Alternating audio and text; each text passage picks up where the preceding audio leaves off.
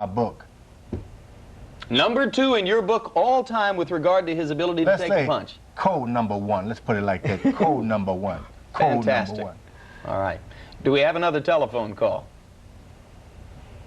We're going to go to Lubbock, Texas. Let's open up Lubbock, Texas, and see what that question is. Lubbock, you're on the air. Yes, I have a question for George Foreman. Before the fight, Muhammad Ali went up to you and talked to you a little bit. I was just wondering what he said and if he warned you not to punch yourself out. It's strange, but he walked up to me. They introduced Joe Frazier. Then they introduced Muhammad Ali. I kept thinking, am I supposed to get out of the ring now? Because I felt like my contemporaries were leaving me in there by myself. But he actually whispered in my ear, I'm praying for you, and which was nice, I think. What did he say to you, Evander? He said that he told me he was for me. So I kind of had that feeling he was telling George the same thing. Muhammad Ali is for everybody. All right, let's go to the military town of Fayetteville, North Carolina, and put Fayetteville on the air. What's your question? Yes, I got a question for Evander Holyfield. This is Fayetteville, Georgia, by the way, on a Corvette shop down here, Evander. Oh, Fayetteville, Georgia, not Right. Fayetteville, North Carolina. Sorry about that. Evander, we want to know how does it feel to win a fight when the crowd and everybody was pulling for a fighter like George Foreman? Well, I guess going in there, if they were behind me or George, I felt that George was the sentimental favor going in. But it didn't bother me, and the only thing I wanted to do is get the opportunity to go in to do my best. Evander, did you hear the chants of the crowd in the late rounds, George, George, George? Yes, I think they were very disappointed in me holding him, but I realized I wouldn't let the fans cause me to lose my fight because I knew that George was looking for the big shot, and I felt that by me holding on to him would kind of like frustrate him a little bit because he really didn't want me to be close at that point in time because the time was running out. Was this the most tactical fight you ever fought from start to finish? I felt that it was because I felt that George had the power at any given time to turn the lights out. And I just didn't want to get so far down the road and start making mistakes and get counted out. George, did the crowd help you at all? Did they boost your spirits? You better believe it. I needed them. First, they threw the water on me, put the ice on my back, and I said, I need something else. Then they said, Foreman, Foreman. I said, that's what I need. All right, let's go to Blackshear, Georgia. Also. Let's see what the caller from Blackshear, Georgia wants to know. Blackshear, you're on the air. Blackshear, Georgia. Are you there? All right, let's try another telephone call. We have somehow lost Blackshear, Georgia. Are we ready with another telephone call? Now, let's try Byron. Is that Byron in Blackshear, Georgia? No, it's All right, Rory. go right ahead. You're on the air. It's Rory in Blackshear, Georgia. Rory, okay. Okay. Am I on there? Yeah, you are. What's your question? I'd like to ask George, are you satisfied with going 12 rounds with the champion, or is it still the belt that you're thriving after? I still would like to be heavyweight champ of the world. I didn't come back for a decent payday or the Cadillac in the window, so to speak. I came back for the heavyweight title. And if my wife and family permits me, I'm going for it again. I'm going to spend a whole year out there till I get the championship of the world. Like I say, me going 12 rounds and the scores go one way and another, that's a matter of opinion. Knock me on the floor, beat me up, then I'll quit.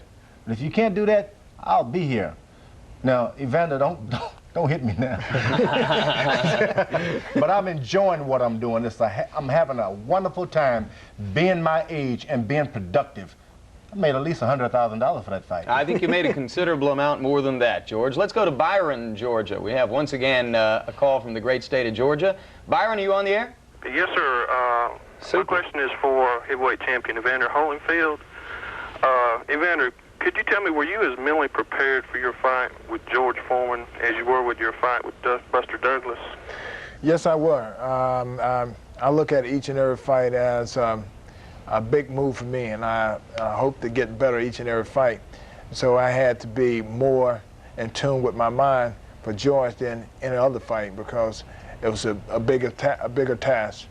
George, looking at it from his point of view, isn't it unusual for a fighter who has achieved his life goal of becoming champion in his previous fight, and now he's fighting a 42-year-old guy, to be able to summon that same kind of intensity? What you're going to have to understand, 42 and 50 are real respectable and honorable ages these days. But from his point of view, you've made it respectable. No. His point of view and the world's point of view, you're going to have to start looking up to senior citizens. We are productive. Not only do we buy and pay taxes, we can actually produce.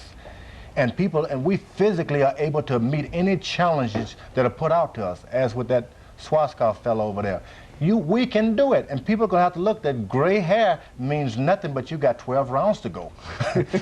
You know, and falling out hair and beards and whiskers means nothing anymore, but hey, I've got a rough night, and we painted that picture, and I'm happy about it. Let's see what's happening in the boxing heart of Anniston, Alabama. Anniston, you're on the air. What's your question? Yes, I have a question for Evander Holyfield. My name is Rick. Evander, I want to know if the punches that you hit George Foreman with, don't you think those punches will knock Mike Tyson out? I really couldn't. I think it would have knocked anybody out. It didn't knock George out. I could be wrong. Shots like that, I hit other people, and they have went out. And the fact that it showed that George was a very determined individual that night. And I hit him with 17, 20 at one time. I found myself hitting with 2 at one time and still couldn't get him out of there. You know, there's a one theory. time he slipped. He counted. Yes, he my slipped right in the hand. corner. No, he counted my right hand and hit me straight in the face with the same shot he hit Buster Douglas with. And he knew it was right on time, and he knew it was the right shot. Bam! And I looked at him and said, well, let's go. And he said, now what? You're proud of your chin, aren't you, George? No, not being hit by his punch, but he hit me, and it was the right punch, it was the right everything, but it just so happened that at 42, I'm still a growing boy. Hey, Evander, you say to us that you have the capacity to fashion a slightly different fight plan for every fight according to the opponent. What are the specific challenges, we know it's long down the road, but what are the specific challenges you think Tyson presents to an opponent? Well, I think if you can get by the pressure that he put on him, I feel that after all the fighters, he wanted a fighter that really don't give you any time to move. And I feel that just as Buster Douglas did, was able to get a respect and get him not to rush up on him, you can catch him coming in. All right, let's go to Cleveland, Ohio, and see what they're thinking about there tonight. Cleveland, Ohio, you're on the air with George and Evander. Hello, Tom Tilth here. Evander, have you ever encountered a more stronger granite chin than George Foreman? Did it shock you? No, I haven't. Not at all. You know, I fought a lot of different people at the point of my 20-year career, and I never, ever in my life hit somebody with shot and I was planted. And I was planted, I was dug in, and I threw everything I had that night. And I thank God that he did stand up, because what it did is made both of us a winner. Maybe if I would have got him out early, then we wouldn't be here today talking about how great the fight were. You've seen a lot of fights, Larry. Are you surprised, knowing what you've known about George from his career going back to the Olympics in '68, that he didn't go down in the face of this? I think I was a little surprised, but I think the ability to take a punch is largely a mental thing. And it was obvious that George was so determined in this fight that that's what kept him coming back, just as it helped Evander come back. What I'm curious about, Evander, is that now that you're fighting bigger men, real big heavyweights, do you see yourself in a different light as a heavyweight, that now you're going to have to be the boxer puncher instead of the aggressive guy you've been in previous fights before the Douglas fight? Well, when my career first started out, I started off as a boxer. When I met Lou and Joyce, they wanted me to be more of the aggressive fighter because I was stronger than all the light, heavy, and the cruiserweight. When I found myself moving up to the heavyweight, I found myself running into different problems, meaning that the heavyweight was a lot stronger, and I had to pull back and start using my boxing technique.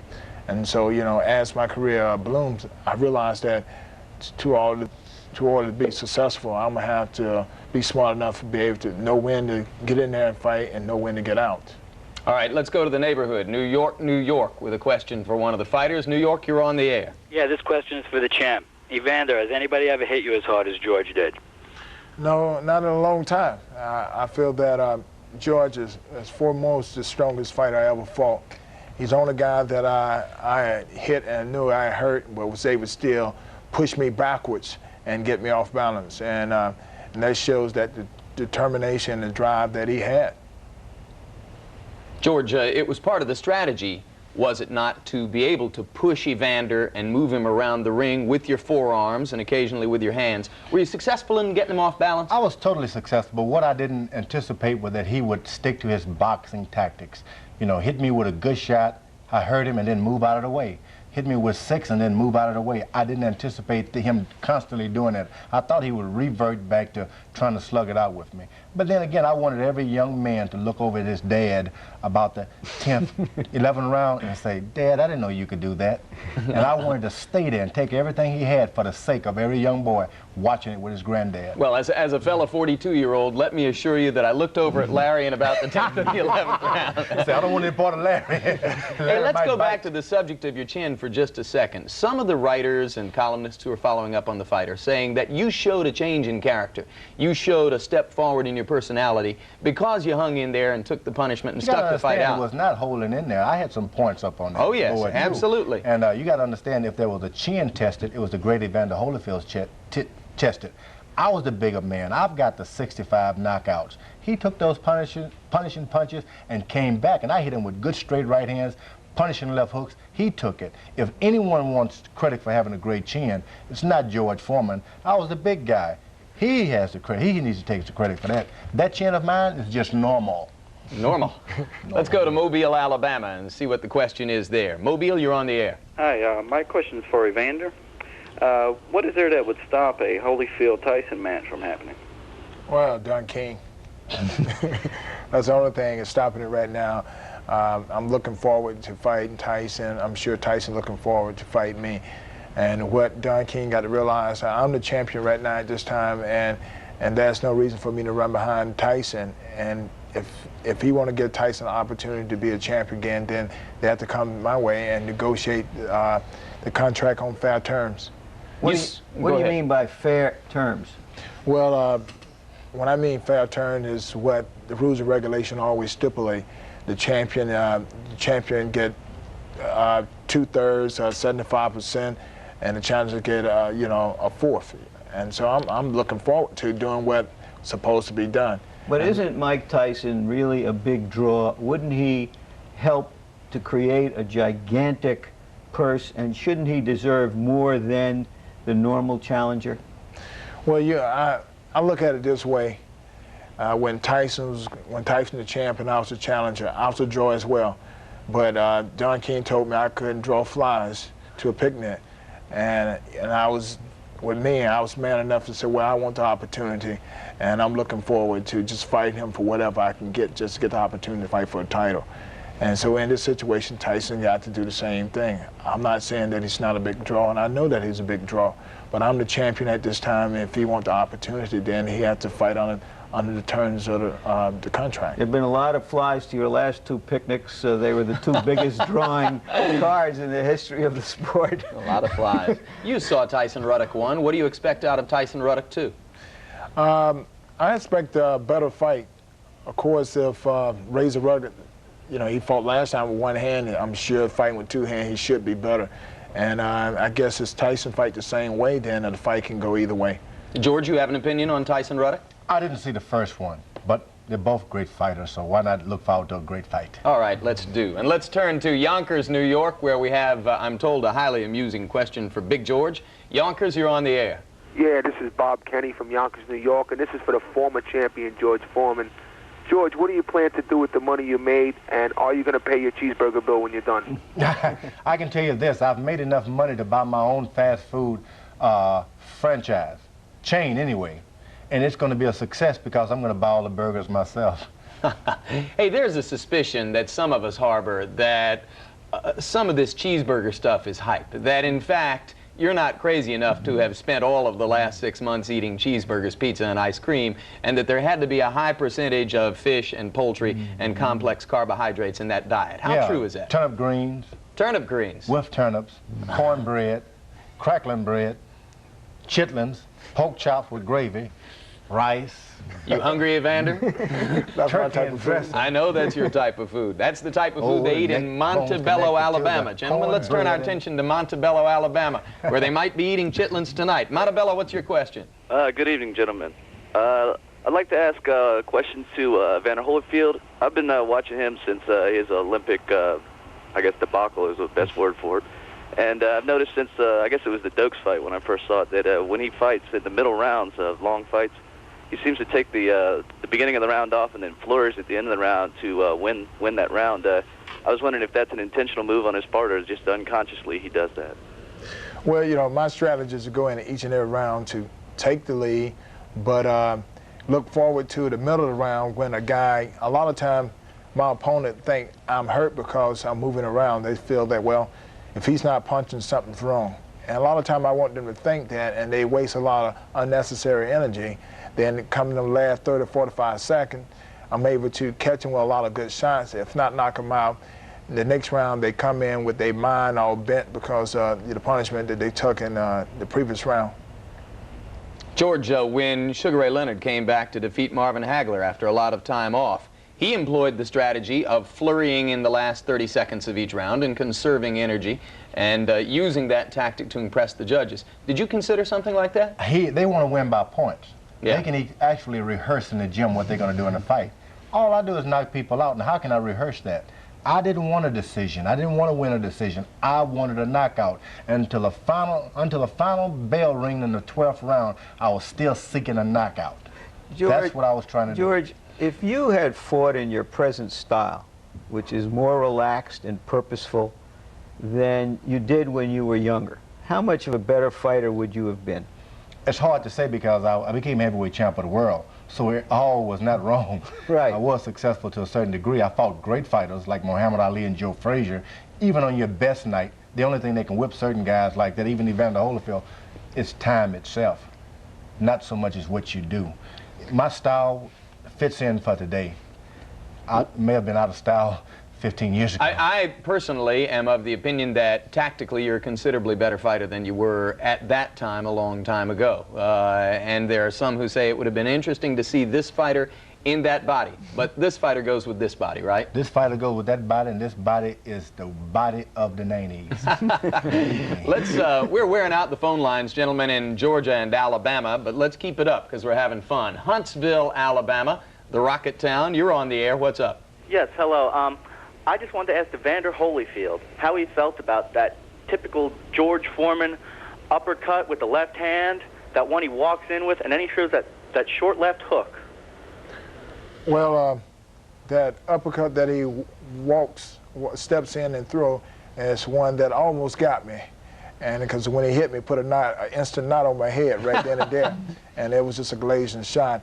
And I pretty much knew for the shot, that particular move for what he did to Jerry Cooney, and I was watching out and trying not to get hit with that and get hit with the hook, because usually them are the shots that he usually take people out with. The man is skillful. Evander Holyfield, very skillful. As I listen to him speak now, I see he's a lot smarter than people gave him. Yeah, he didn't talk enough to satisfy you during the 6 months leading up to the fight. Let's go to Savannah, Georgia, as we continue in the Southland. Savannah, you're on the air for the last question of the night. Yes, my name is Humphreys, and George, I'd like to know how the members of your church feel about you being a fighter. Which fighter do you want to talk about that? Why don't we have both of them answer that, since both of them are devout Christians? Yeah. George? Well, the strange thing about it, I preach in church all the time, especially the young people. If you want to be a boxer, wrestler, singer, dancer, go to church. There's no finer place than, and the God that I serve is the God of I'll help you be the best of whatever you want to be, not the God of you cannot do it. I think after the fight, they were all relieved that old preacher man made it back and would be able to eat their fried chicken again. I guess now you can respond. Evander? Well, you know, with me, I was brought up in church and a very spiritual person, and I feel that, you know, the Lord do grant everybody the opportunity to be their best in whatever they choose to be, what's right and what's fair. And my church backed me, Winston Village and New St. John, and Mount Ephraim Baptist Church, all these churches back me, and a lot of people pray for me. You know, I thank God to be able to uplift His name and what I'm doing. Great. Gentlemen, your final thoughts. Evander, what do you think you will remember longest and remember best about fighting George Foreman? Well, I remember that you can't take age for granted. And he proved something to me that it's the desire and hard work that a person have to endure to be their best. And you know, I wasn't looking at the age factor, it's just the point of his desire that he wanted to win so much that was cost me all that hard work, because it's just that desire and determination that he believed that he can do it, and I'm glad that, you know, he's a spiritual man. George, your final thoughts? Final thoughts, I got a chance to really read some fine newspaper articles. After the fight, for the first time, my journalistic friends were saying good things, not about George Foreman or Evander Holyfield, but about the sport of boxing itself. I'll never forget, and I will always cherish that thought and be thankful for the journalists who spoke well of my beloved sport, boxing. And gentlemen, we will never forget, and we will always cherish what you gave us that night in Atlantic City and what you've given us tonight. Thanks very much. Thank you. Larry, it was a great night then, and this has been a great night too. And I would like to add my voice to all of those journalists that George refers to. Just imagine a fight that made everyone feel good. Everyone who saw that fight felt good. And their words like dignity and class and fun and inspiring were thrown around to describe both of these fighters. Just imagine that. Well, the fight wasn't like anything else. In the end, perhaps it was as one-sided as a sunny-side egg, yet always it was compelling and often very competitive. A drama entitled, "The Old Guy Hung in There, Took a Beating but Went the Distance, Kept Coming and Trying." Evander Holyfield won the fight decisively.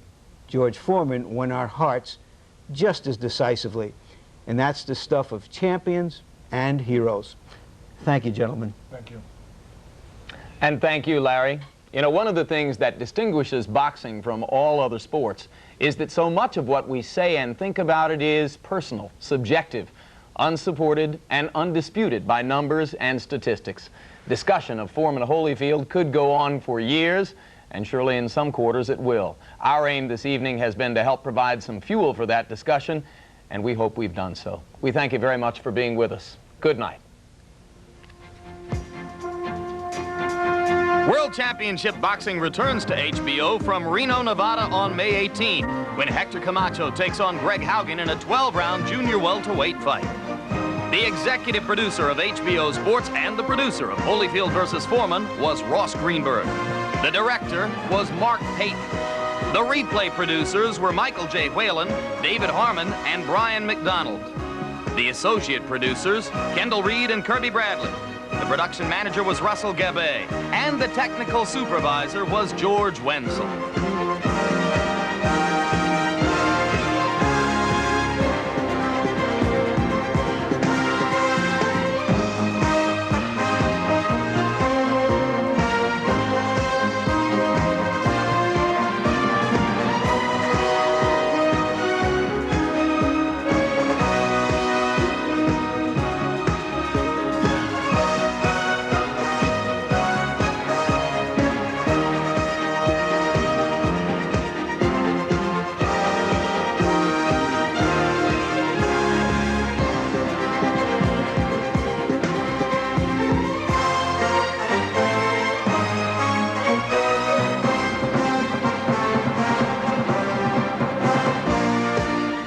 This has been a presentation of HBO Sports, the network of champions.